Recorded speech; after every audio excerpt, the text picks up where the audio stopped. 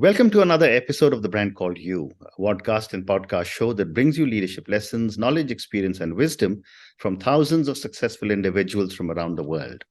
I'm your host, Ashutosh Garg, and today I'm privileged to welcome a very, very senior and accomplished professional from Bangalore, India, Sirisha Voruganti. Sirisha, welcome to the show. Thank you. Sirisha is the managing director of JCPenney India. She's the first woman managing director for JP Morgan in technology in India, and she's a global technology leader. So, Sirisha, before I ask you any questions, I want to ask you to tell me a little bit about your own journey.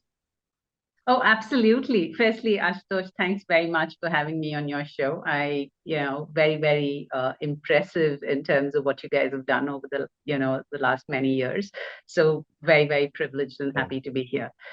Well, as far as myself and my journey is concerned, it's been about 32 years now. I mean, that's a long run. Started off with the government, and I feel very good for being part of the IGMDP program in its early days.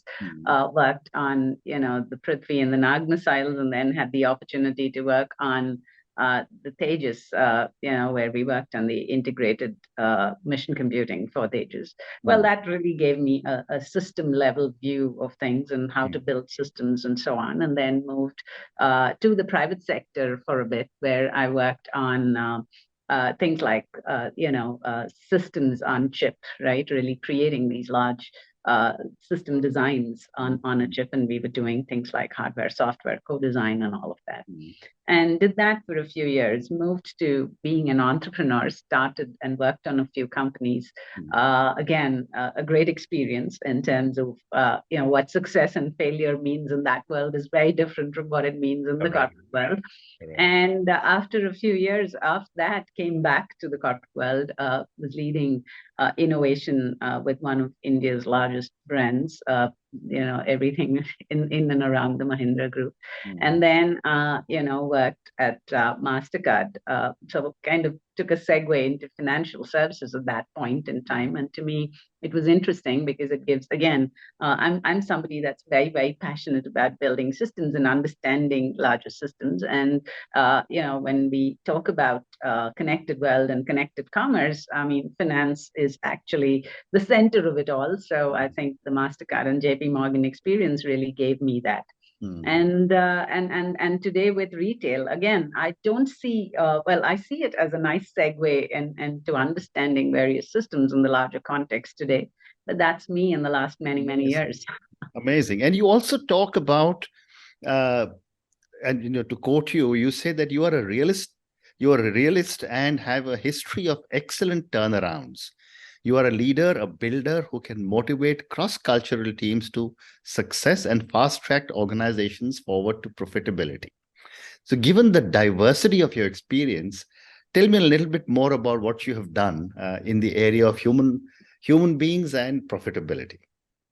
Well, firstly, I think in the current day world and where India is, right, everybody in terms of the tech force that's here is actually looking for larger challenges in terms of newer things to do, newer things to bring to market, and so on and so forth. So whether it's my stint with innovation or whether it's the stint to kind of leading these large teams and organizations, I think it gives me that opportunity in terms of really saying, what is it that can be done here? And I think it's also, the journey that we ourselves as a country have been through, right?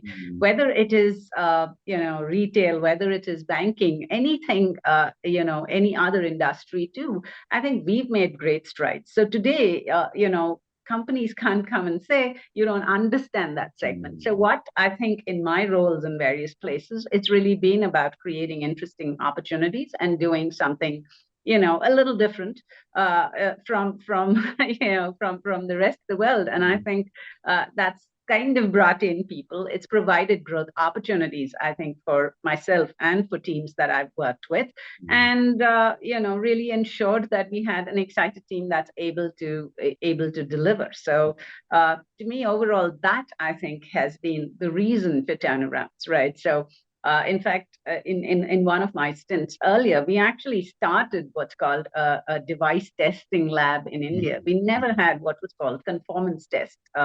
In this part of the world, we used to get devices into the Indian market, but they were not necessarily tested for any particular standards. And this was, in the early days of when the device market was just booming. Correct. And mobile, and when I mean devices, it's really the mobile devices, right? So we had a lot of these Chinese brands that were coming in, and they were not really certified or tested. So it was the first time that we actually brought the certification process into this country. We brought in, the standards bodies into the country. We had a lot of these discussions with the government, with ourselves, talked about how labs need to be set up and things like that. So yeah, it's been quite a journey, but I think things like that, have actually are what I attribute to. And much of this, I think, is really the fire in the belly, right? I mean, in terms of saying, okay, can we do this and can we do that? And also the ability that individuals have in terms of, failing fast and probably picking up the next thing that could potentially be successful. So, Well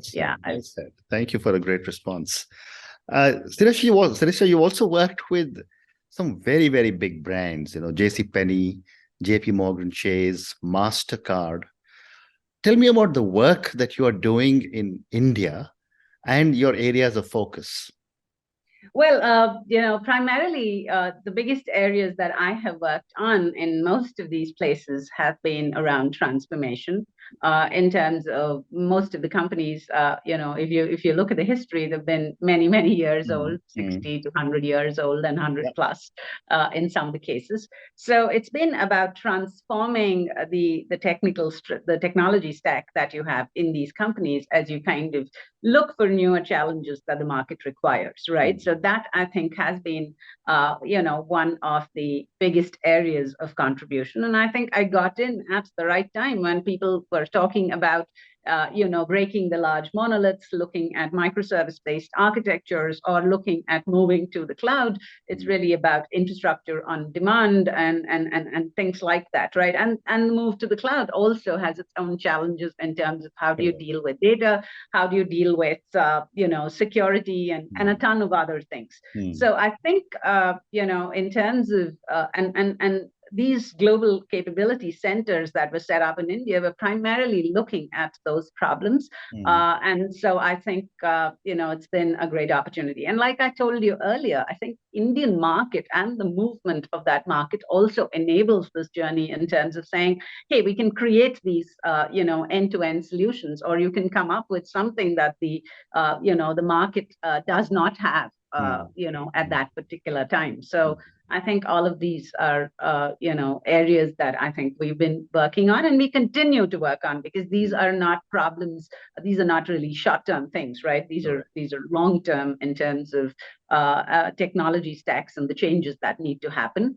But as far as, I think there's an aspect of people as well in all of this, right? In terms of the changes in the Indian market also changes the sort of workforce that we have and the talents that we have in the market and the expectation that the talent has if they need to continue and evolve in this market in terms of just growth and the opportunities that they require. So I think it's all of these put together, and primarily the technology journey, I think, is really following that.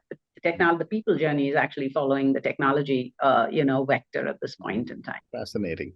And that's your response gives me a good segue to my next question, which is a series of questions on technology. As a global technology leader, and having been the first woman managing director for JP Morgan in technology in India, what are the future tech disruptions you see in the short term and the long term?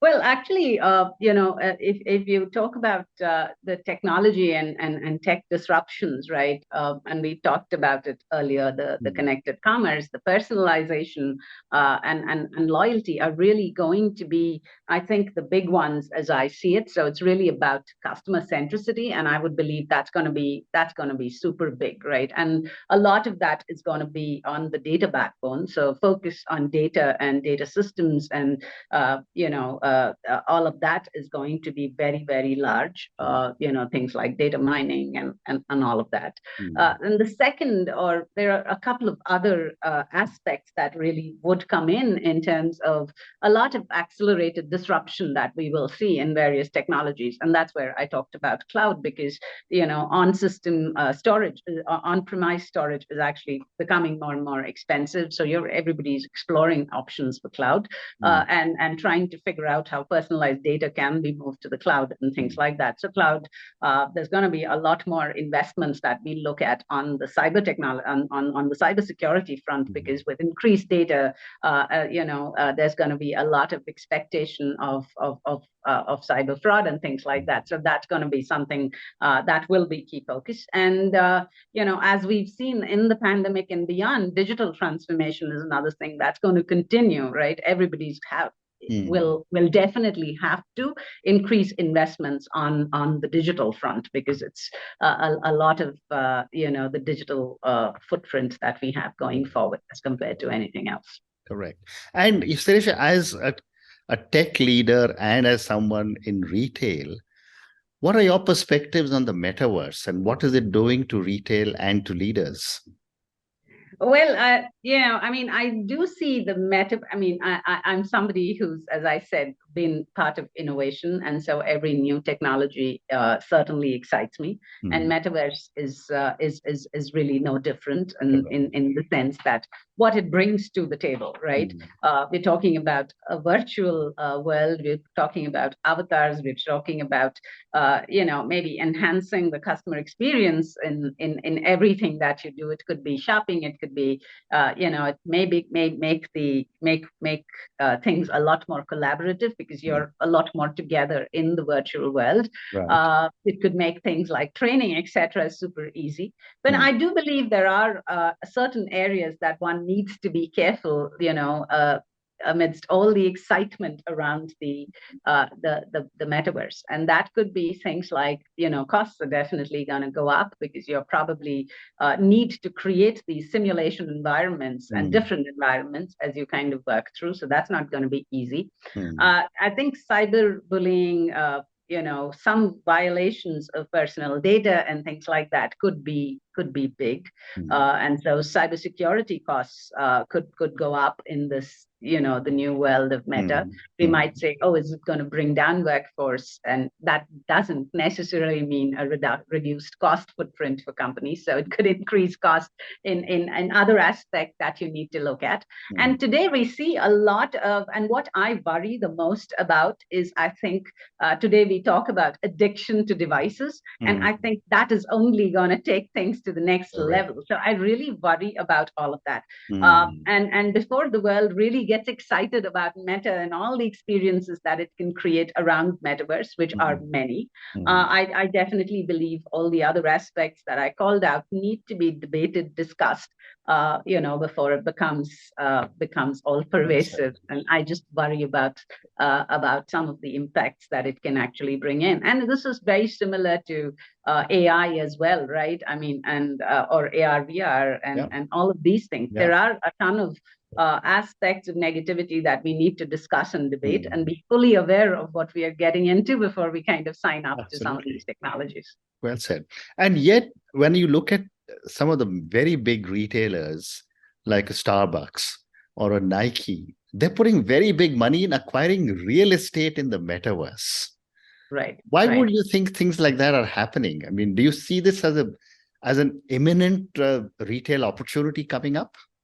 Oh, yes. I mean, well, everybody, in the early days of technology, I mean, you've seen, well, I think I'd be careful with what I say. You've seen success stories where somebody has invested in new technologies and created these virtual worlds where, you'd want your avatar to go and shop. You'd want your avatar to probably, really experience many of this. But the problem, as I said, it's again the early mover advantage that some of these companies are probably looking at. If it gets big, then, well, they've hit the jackpot. But if it's not, then you should never, I think, believe that you've not taken the first step towards yes. some of these new technologies that are coming in, because I've seen companies in the past where you've not made investments in certain areas or looked forward. The companies have kind of got off from the Fortune 500 top 5, I guess, and just gotten off that list, right? Nokia is probably one of those amazing examples of companies that has fallen off because it's not invested maybe in the 3G technology. Right. So I think, it's great that the companies are looking at and really picking up real estate in the metaverse, because, at some so there are a lot of people that are supporting that at this point in time. But all I'm saying is you need to look at some of this with a word of caution, and it's got a load of benefits if it kind of succeeds. And with the generation, the Gen Zs and the millennials, I believe that they're all with devices and all with new technologies. So I think it could be, it could actually turn out to be. Absolutely. No, you're so right about everything that you said on the metaverse. One more question on technology, then I'll move to another section.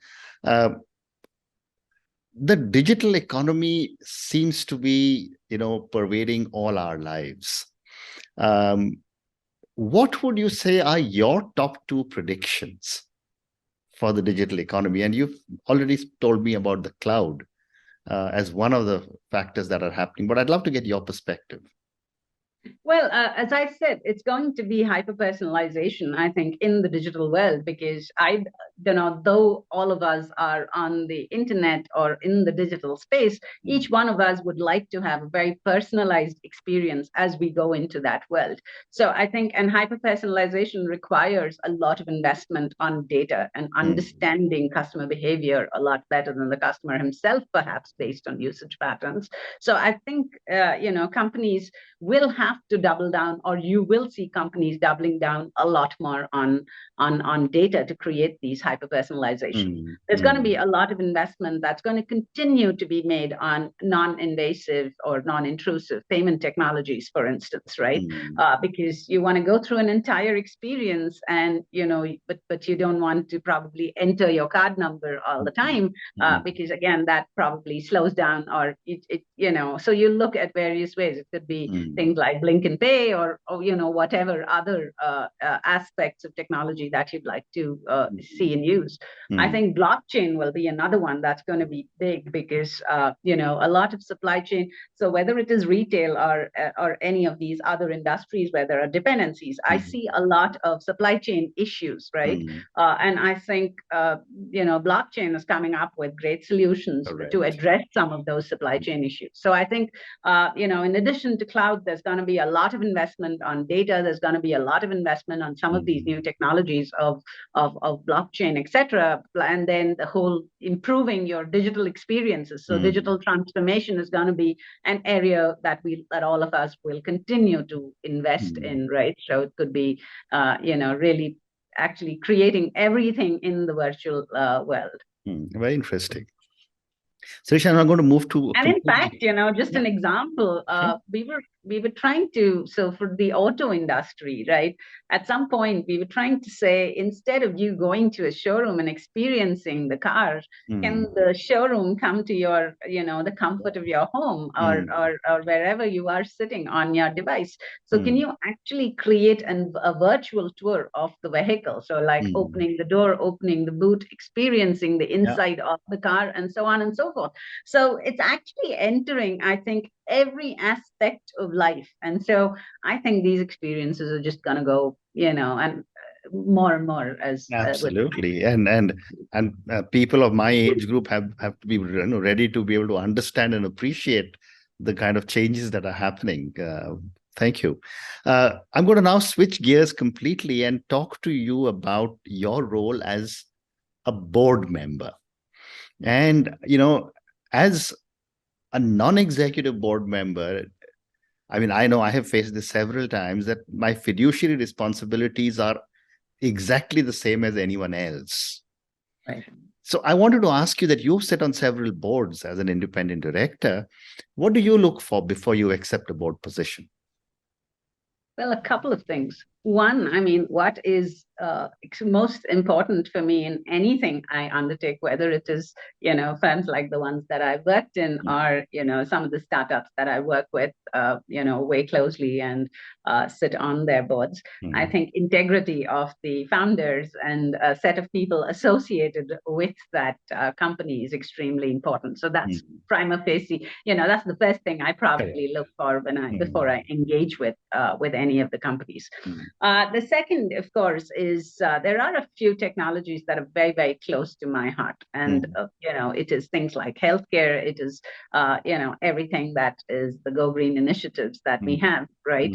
And lastly, of course, things that are, highly technology intensive in terms of looking at advanced technologies. So these are, these three areas to me are super important before I accept anything. And well, it's just my own ability, and I think it's not just that somebody offers you a role and then you want to go sit on the board. It's also about what I bring to the table in terms of just my understanding of that domain and things like that. So these three to me are what I look at before I accept any such positions. Wonderful.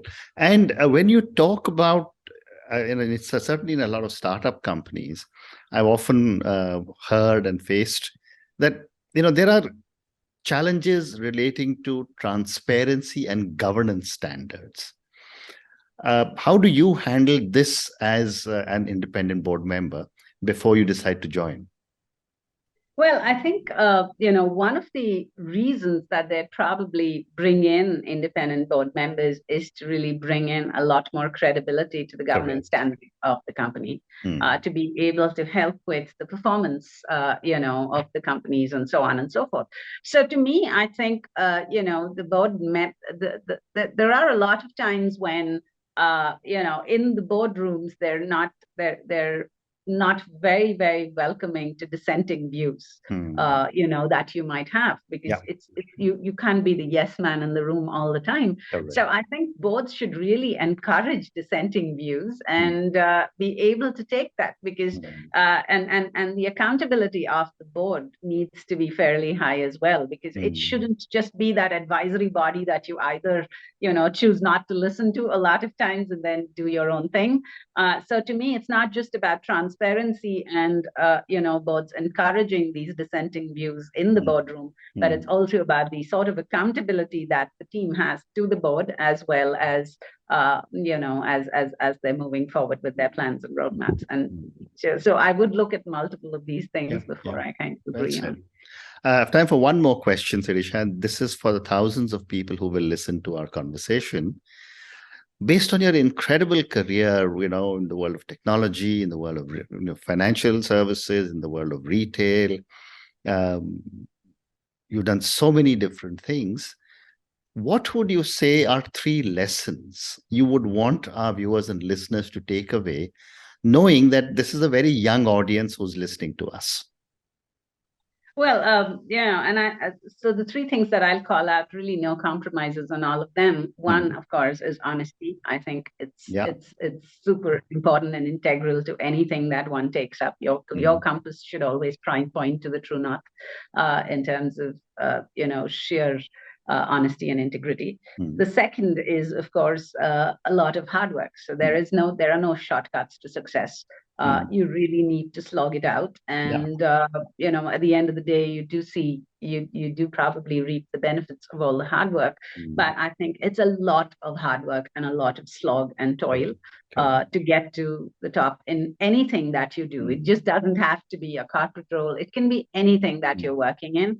I think that's super important. So to me, it's really honesty, integrity, and hard work are the 3 key. Wonderful. And on that note, and your 3 amazing and your lessons, honesty and hard work, which are so, so critical for each one of us. Thank you, Sirisha, for talking to me about your incredible journey, about all the work that you are doing, about technology, and how you actually started working with the government and seem to have loved that whole experience, and then have brought that passion to the private sector. Thank you for talking to me about technology and all the changes that are likely to happen, and how you see technology changing our lives. And I was particularly interested in understanding from you on the metaverse, and I think you gave us some really wonderful responses on the metaverse. Thank you for speaking to me about your roles as an independent director on so many different companies. What, of course, you take to them, but what you also told us was what are the things to watch out for. Thank you for speaking to me, and good luck. Hey, thank you so much for having me. It was a pleasure. Thank you for listening to the Brand Called You videocast and podcast, a platform that brings you knowledge, experience, and wisdom of hundreds of successful individuals from around the world. Do visit our website www.tbcy.in to watch and listen to the stories of many more individuals. You can also follow us on YouTube, Facebook, Instagram, and Twitter. Just search for the Brand Called You.